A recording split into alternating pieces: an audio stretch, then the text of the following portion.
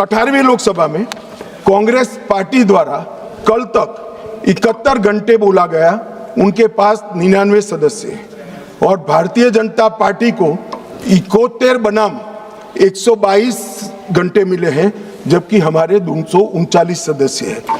तो एक प्रकार से इसमें भी 18वीं लोकसभा में भी कांग्रेस को भाजपा से 2 गुना समय। अब मान्यवर विपक्ष के नेताजी का ग्रीवेंसेस है कि मुझे बोलने नहीं दिया जाता, विपक्ष के नेता की आवाज दबा देते।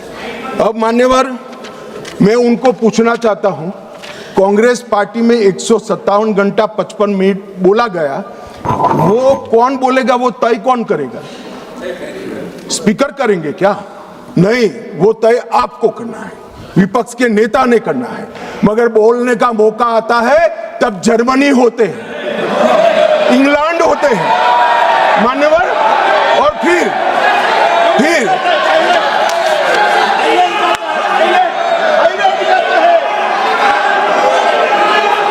मान्यवर फिर कंप्लेन करते हैं। 18वीं लोकसभा में मान्यवर 18वीं लोकसभा में 157 घंटे और 55 मिनट कांग्रेस पार्टी के सदस्य बोले। मैं आपके माध्यम से विपक्ष के नेता को पूछना चाहता हूं, आप कितना बोले? क्यों नहीं बोले? कौन से स्पीकर ने रोका था आपको? कोई नहीं रोक सकता। एक गलत प्रचार किया जा सकता है, किया जा रहा है लोकसभा को बदनाम करने को। मान्यवर 18वीं लोकसभा में, इस लोकसभा में जो सदन अभी अस्तित्व में है, 71 घंटा दिया गया आपको। कितना बोले भाई? और क्यों नहीं बोले? वो तो आपका अधिकार है, कौन बोलेगा? अरे वो छोड़िए साहब, विपक्ष के नेता की पार्टी लोकसभा स्पीकर पर अविश्वास का प्रस्ताव लेकर आई है, उस पर भी विपक्ष के नेता कुछ नहीं बोलते हैं। तो भैया क्यों लाए हो प्रस्ताव? मान्यवर ये बोलने नहीं देते हैं, वो ठीक नहीं। वो बोलना नहीं चाहते हैं, और बोलना चाहते हैं तो नियम अनुसार बोलना नहीं आता है। ये कोई सभा नहीं है, यहां पर हर सदस्य ने लोकसभा के नियमों के अनुसार बोलना है। अब उन्होंने कहा, कल माननीय सदस्य वेणुगोपाल जी ने मुद्दा उठाया, 40 बार या 38 बार जो बोले, मुझे फिगर याद नहीं है, विपक्ष के नेता को टोका गया, रोका गया। भाई स्पीकर के द्वारा एक बार टोकने के बाद दूसरी बार आप वही बात करोगे तो स्पीकर के पास क्या विकल्प रहता है? जब यहां से श्री राजनाथ सिंह जी ने कह दिया कि अप्रकाशित पुस्तक है, आप मैगजीन को कोट नहीं कर सकते, और मैगजीन भी वो जिसकी छवि उनके पार्टी के मैगजीन की हो। मान्यवर इसको कोट कर लोकसभा में बोलने का किसी को अधिकार नहीं है। मगर आप उसी विषय पर बोलोगे तो आपको टोकना पड़ेगा। फिर उन्होंने कहा, वो उसके बाद SIR पर चर्चा थी, मैं यहीं बैठकर उनको सुन रहा था। मेरे जवाब में वो खड़े हो गए, स्पीकर साहब ने उनको बोलने के लिए कहा। ऐसा नहीं है, नहीं कहते हैं। मेरे भाषण के बीच में मुझे भी बिठा दिया और विपक्ष के नेता को बुला दिया। तो उन्होंने कहा, आप पहले मैं कहता हूं वो बोलिए। अब साहब मुझे बताओ, किसी भी वक्ता का भाषण कोई अन्य संसद सदस्य कैसे तय कर सकता है? मैं क्या राहुल गांधी जी को कह सकता हूं कि आप ये बात पहले बोलिए, दूसरी बोलिए, तीसरी बोलिए, चौथी बोलिए? नहीं कह सकता। अगर मैं नहीं कह सकता तो वो भी नहीं कह सकते। मान्यवर वो कहते हैं कि ये करिए, फिर भी सदन डिस्टर्ब किया तो अचानक उनको एक आइडिया आया कि एक आइडिया है। फिर अपने आप उन्होंने आइडिया को सर्टिफाइड कर दिया, गुड आइडिया, ऐसा करके सर्टिफाइड। आइडिया क्या था कि मेरी प्रेस कॉन्फ्रेंस पर बहस हो जाए। भाई ये साख मार्केट नहीं है, लोकसभा है, यहां बहस के विषय तय होते हैं। और आपके परनाना से लेकर आपकी दादी जी से लेकर आपके पिताजी तक बड़े बड़े नेता थे भारत के, किसी की प्रेस कॉन्फ्रेंस पर लोकसभा ने बहस नहीं करी है मान्यवर। और अगर ये अपेक्षा करते हैं कि इनकी महान प्रेस कॉन्फ्रेंस पर जिसकी बुनियाद झूठ थी उस पर सदन बहस करे, तो इस सदन का स्तर न गिरने देकर श्री ओम बिरला जी ने सदन पर उपकार किया है।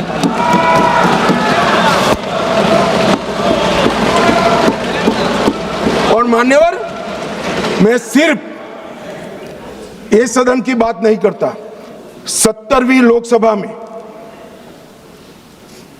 विपक्ष को 40% समय दिया गया, समूचे विपक्ष को, जो प्रोरेटा से 2.5% ज्यादा है।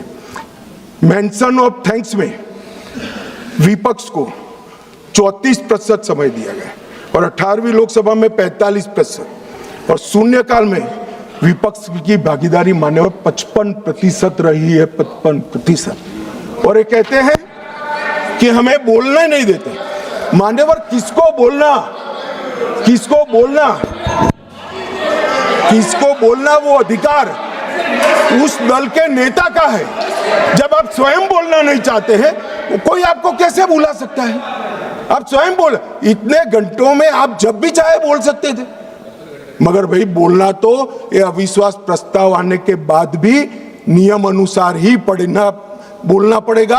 और अगर नियम की समझ नहीं है तो 2 सीनियर सांसदों से किसी को भी समझना पड़ेगा मान्यवर। इसके अलावे किसी को नियम तोड़कर बोलने की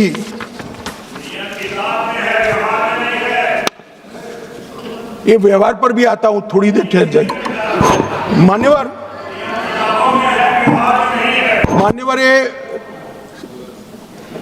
विपक्ष के नेता श्रीमान राहुल गांधी अपने अधिकारों की बात करते हैं, वो तो आरोप है, मगर फिर भी जो स्वयं उनके हाथ में है इसका परफॉर्मेंस मैं कहना चाहता हूं। मान्यवर, 17वीं लोकसभा में उनकी उपस्थिति 51% रही, 51%। मान्यवर, राष्ट्रीय औसत 67% है। 16वीं लोकसभा में उनकी उपस्थिति 52% रही, जबकि राष्ट्रीय औसत 80% है। और 15वीं लोकसभा में उनकी उपस्थिति 43% रही, जबकि राष्ट्रीय औसत 76% है। मान्यवर,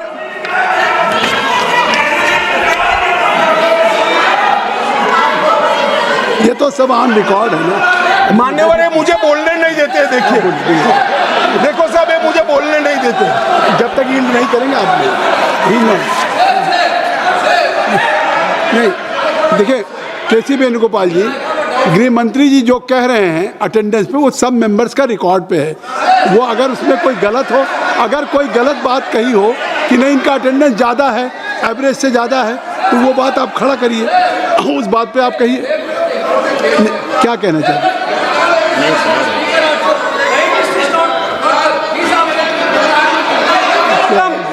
Sir, is this non-confidence motion against LOP or Speaker, sir? नहीं, I thought that Home Minister is talking about the non-confidence motion against LOP. He is quite Complaint aware. against LOP. No, he is quite This is aware that non-confidence motion against Speaker. No confidence not against motion LOP. against Speaker. And it has been brought by your Congress party. Now गृह मंत्री जी, माननीय गृह मंत्री, अरे छोड़िए, तो वो नहीं बोलेंगे। नहीं, गृह मंत्री जी अगर गृह मंत्री जी बता रहे हैं कि क्या अटेंडेंस है उनकी, तो वो बात करेक्ट है, फैक्चुअल है गृह मंत्री जी। अब माननीय अध्यक्ष जी, 16वीं लोकसभा में 2014, 15, 17 और 18 एक भी राष्ट्रपति के अभिभाषण के धन्यवाद पर इन्होंने हिस्सा नहीं लिया। 16वीं लोकसभा में पूरी लोकसभा बजट पर की एक भी चर्चा में इन्होंने हिस्सा नहीं लिया मान्यवर। और एक भी, सुनो, अब सुनना पड़ेगा, एक भी मान्यवर सरकारी विधेयक पर चर्चा में हिस्सा नहीं लिया है। कहते हैं हमें बोलने नहीं देते।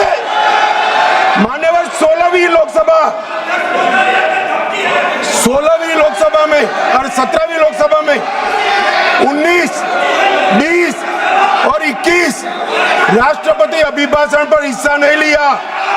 19, 20, 22, 23 केंद्रीय बजट पर चर्चा में हिस्सा नहीं लिया और एक बिल छोड़कर एक भी विधेयक में भी चर्चा पर हिस्सा नहीं लिया। 18वीं लोकसभा 25 में केंद्रीय बजट पर की चर्चा में भाग नहीं लिया और मान्यवर उनकी पार्टी 4 दशक के बाद हम सब अफसोस कर रहे हैं ऐसा प्रस्ताव लेकर आई है। ये स्पीकर साहब की निष्ठा पर सवाल करने वाला जो प्रस्ताव रखा है उस पर भी उन्होंने हिस्सा नहीं लिया। अब ये कहते हैं हमें बोलने नहीं देते हैं। मेरा कहना है कि वो बोलना नहीं चाहते। मान्यवर कई सारे ऐसे विधेयक हैं, बहुत महत्वपूर्ण युगांतकारी विधेयक है। भूमि अधिग्रहण हिस्सा नहीं, संविधान का 122वां संशोधन हिस्सा नहीं, आधार प्रणाली हिस्सा नहीं, मुस्लिम महिला तलाक विधेयक हिस्सा नहीं, जम्मू कश्मीर पुनर्गठन विधेयक हिस्सा नहीं, 370 को रद्द करना हिस्सा नहीं, नागरिकता संशोधन सीएए हिस्सा नहीं, महामारी रोग संशोधन विधेयक हिस्सा नहीं, पूरा शीतकालीन सत्र अनुपस्थित रहे, भारतीय न्याय संहिताओं के 3 युगांतकारी कार्यक्रम आए, बिल आए, हिस्सा नहीं, इनकम टैक्स सुधार का बिल आया, हिस्सा नहीं, वित्त विधेयक 24 हिस्सा नहीं, वक्फ संशोधन बिल हिस्सा नहीं, वंदे मातरम 150 साल की चर्चा हिस्सा नहीं और कैप्टन शुभांशु शुक्ला पर अभिनंदन प्रस्ताव में भी हिस्सा नहीं। मान्यवर ये बोलना नहीं चाहते।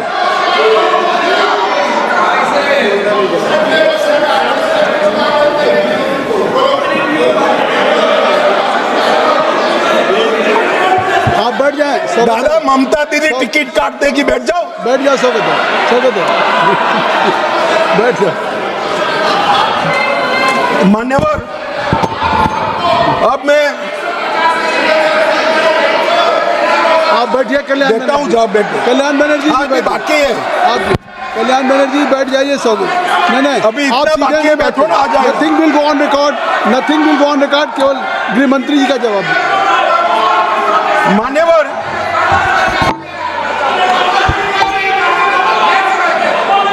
आप गृह मंत्री जी जवाब दें। गृह मंत्री जी आप जवाब दें। मान्यवर राहुल गांधी जी माननीय विपक्ष के नेता, कांग्रेस पार्टी के भी बड़े नेता, हो सकता है कि अपनी पार्टी के प्रचार के लिए उनको देश भर में कहीं पर भी जाना पड़ता है और उस वक्त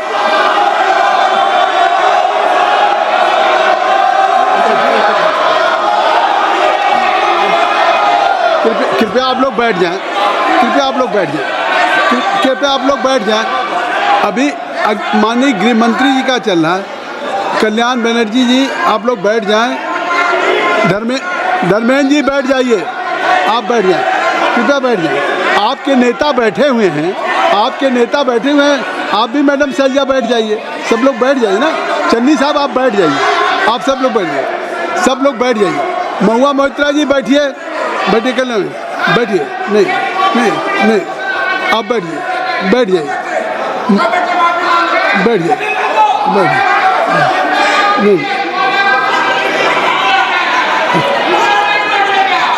कुछ भी रिकॉर्ड में नहीं जा रहा है। माननीय गृह मंत्री जी, माननीय गृह मंत्री आप लोग बैठ जाएं। कृपया बैठ जाएं। आप लोग बैठ जाइए। अमर जी बैठ जाइए। जयप्रकाश जी बैठ जाइए। कृपया आप सब लोग बैठ जाइए। ज्योति बैठो।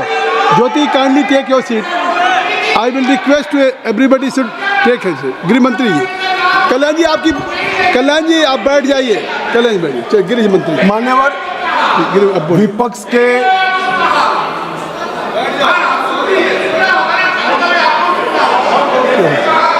मान्यवर विपक्ष के नेता राहुल गांधी जी कांग्रेस पार्टी के भी बड़े नेता हैं। कई बार सार्वजनिक जीवन में ऑब्जर्व किया जाता है, लोकसभा चलती हो और पार्टी के बड़े कार्यक्रम लगते हैं, चुनाव लगता है और वरिष्ठ नेताओं को, जनता को अपनी पार्टी के विचार बताने के लिए, अपने प्रचार के लिए जाना पड़ता है। बहुत स्वाभाविक घटना है, सिर्फ राहुल जी के साथ नहीं हुआ, अनेक नेताओं के पास। मगर इसमें रसप्रद ये है कि यहाँ नहीं थे तो कहाँ थे? मान्यवर, शीतकालीन सत्र 2025 वो जर्मनी की यात्रा पर थे। बजट सत्र 25 वियतनाम की यात्रा पर थे। बजट सत्र 23 इंग्लैंड की यात्रा पर थे। बजट सत्र 18 सिंगापुर और मलेशिया की यात्रा पर थे। मॉनसून सत्र 20 विदेश यात्रा पर थे। बजट सत्र 15 इसमें से 60 दिन विदेश यात्रा में रहे। अब सब एक भयंकर कोइंसिडेंट है। जब भी बजट सत्र आता है या महत्वपूर्ण सत्र आता है, उनकी विदेश यात्रा लग जाती है और फिर कहते हैं हमें बोलने नहीं देते। भाई विदेश से सदन में कैसे बोलोगे बताओ भाई, कोई मुझे समझा दे मान्यवर। जो आदमी जर्मनी में है, इंग्लैंड में है, सिंगापुर में है, वो यहाँ कैसे बोलेगा? यहाँ वीडियो कॉन्फ्रेंस का कोई प्रावधान नहीं है मान्यवर, वरना तो वीडियो कॉन्फ्रेंस से भी उनको बुलवा देते। और मान्यवर, आज जब विपक्ष स्पीकर साहब के कंडक्ट पर सवाल खड़ा कर रहा है, कंडक्ट सिर्फ स्पीकर का नहीं देखा जाता। ये सदन पक्ष, प्रतिपक्ष और स्पीकर और माननीय राष्ट्रपति महोदया, ये सब मिलकर सदन बनता है। तो स्पीकर के कंडक्ट की टीका कर रहे हो, आपके कंडक्ट पर भी तो कभी बात करो।